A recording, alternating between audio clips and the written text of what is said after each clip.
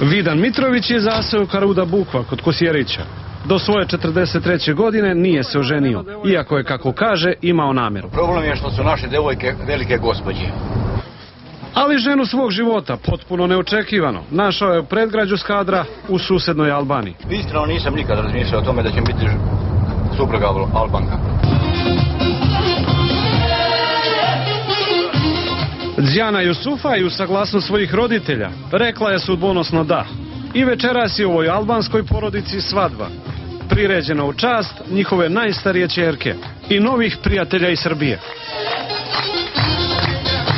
Do kasnu noć ovde u porodičnoj kući Jusufa i u Skadru odjekivale su svadbarske pesme.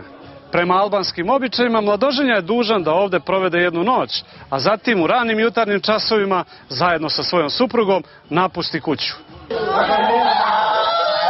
Ovako je Đana ispraćena iz Skadra, ali ove suze i plač, iako su iskrene, ipak su deo običaja i tradicije albanskog naroda. A ovako je nova snajka dočekana u Kosjeriću.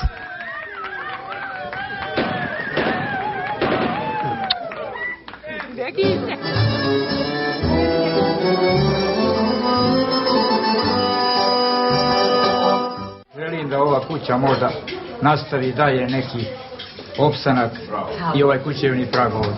Snajka vam je Albanka. Imate li tu nekih predrasuda? Ne, to me uopšte ne interesuje. Moj brat je nju izabrao, on je tako odlučio. Kažu meštani da u ovom zaseoku nisu videli mladu čitavih 15 godina. Bilo kako bilo, ovaj zaseok, ili Ruda Bukva kako je zovu, dobio je noćas snajku. Ovakvih i sličnih primjera u Srbiji za sada ima oko 200. A humanitarna organizacija Stara Raška, koja se svom snagom bori za očuvanje sela, zabeležila je još jednu pobedu.